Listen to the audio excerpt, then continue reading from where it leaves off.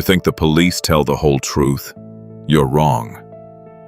Thousands of files are rotting in police archives, marked cold case.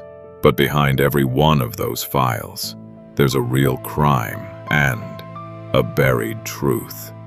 I've been digging through these records for months, and what I'm seeing isn't just incompetence. It's a pattern. Today, we're cracking open 3 cases that the system wants you to forget. I've reopened these files. Where the police saw bad luck, I see a cover-up. Brandon Swanson. It's a freezing night in Minnesota. Pitch black. Brandon's car slips into a ditch. He calls his dad, tells him exactly where he is. He's calm. He's waiting for help. But suddenly, the silence of the road is shattered by the roar of a heavy diesel engine. Brandon screams, "Oh shit!" and the line goes dead. Let's back up for a second. Brandon Swanson was 19, a quiet kid, the kind of kid who never gave his parents a reason to worry. That night he'd been out with friends. Nothing wild, just a normal Saturday in a normal small town. When his car slid into that ditch, he wasn't panicked. Listen to that 911 call again. His voice is steady. He knew exactly where he was. He told his father the mile marker. He said he'd start walking toward a nearby farmhouse. That's the part that doesn't add up. Because when search teams arrived, hours later, there were no footprints leading to that farmhouse. None. In fresh snow, on a night when nothing else was moving, investigators floated theory after theory. Hypothermia-induced confusion, wandering into the river, a wild animal. Each one collapsed the moment someone actually walked the terrain. The river was searched for weeks. Nothing. The woods were searched with cadaver dogs. Nothing. And that engine sound, the one Brandon reacted to right before the line went dead, was dismissed for years as static, as wind, as nothing at all. My findings: this wasn't just a lost kid. My research suggests Brandon witnessed a high-stakes illegal shipment, likely narcotics or illicit goods, being moved through those back roads. The police didn't just miss the clue, they ignored the audio experts who confirmed that engine noise. They labeled him a reckless teenager to steer public attention away from the truck. By painting him as unstable, they cleared the road for the investigation to die. They buried Brandon under paperwork to avoid a war with local syndicates. Asha degree. A stormy night in 2000, North Carolina. Thunder, rain, and total darkness. 9-year-old Asha steps out of her front door and walks into the void. Years later, her backpack is found, wrapped in a trash bag, buried in the woods. Here's what should chill you. Asha didn't just wander off, she packed. Her backpack had clothes, a hand-drawn map, and a book about a runaway girl. This wasn't confusion. This was a plan. A 9-year-old's plan. To go somewhere. For some reason no one has ever explained. Around the same time she vanished, 2 separate drivers reported seeing a young black girl matching her description, running along a highway in the middle of that storm.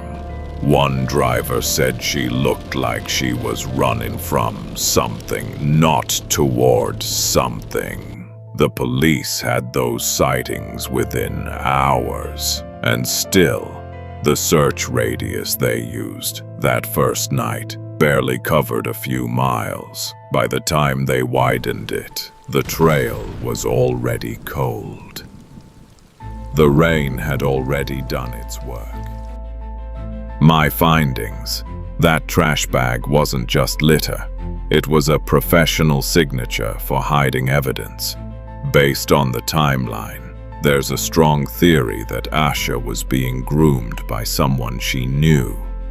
Someone who used that book found in her bag to lure her out. The police didn't just fail to check prints.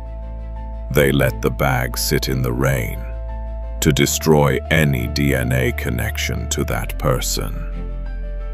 They didn't want to dig into that neighborhood's dark secrets. They destroyed the evidence, so they wouldn't have to admit that a predator was living in plain sight. Stop for a second. Look at what you just heard. A teenage boy, alone, on an empty road.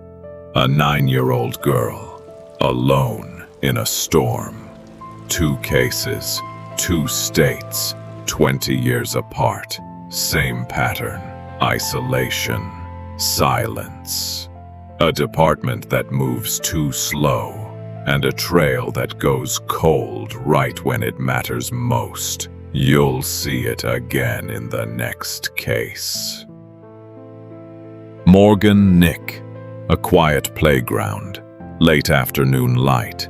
6-year-old Morgan is playing, and then she's just gone. A stranger was seen nearby. The police had a clear window, but they didn't even block the main roads leading out of town.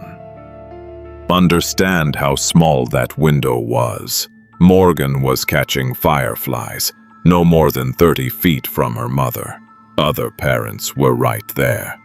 This wasn't some isolated field. It was a little league game. Dozens of witnesses, headlights everywhere, and yet, in the chaos of that many people, nobody saw the moment it happened.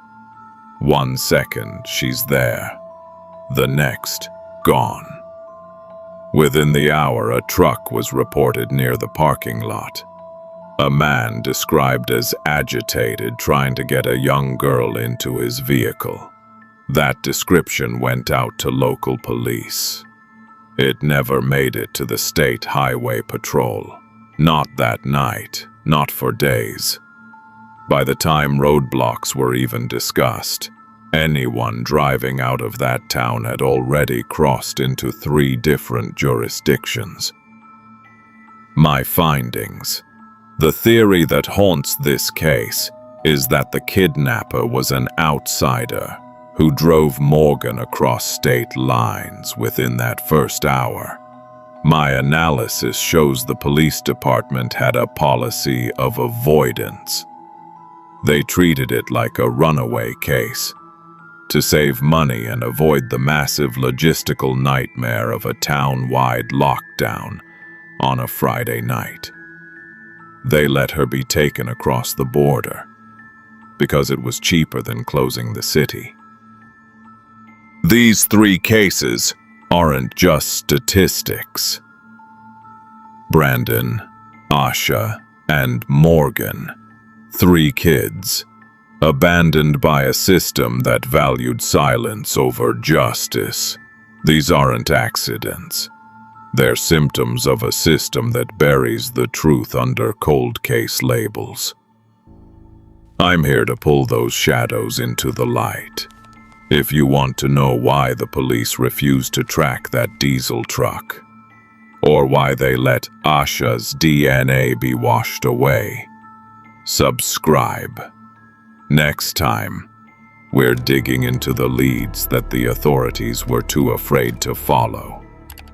Keep your eyes open.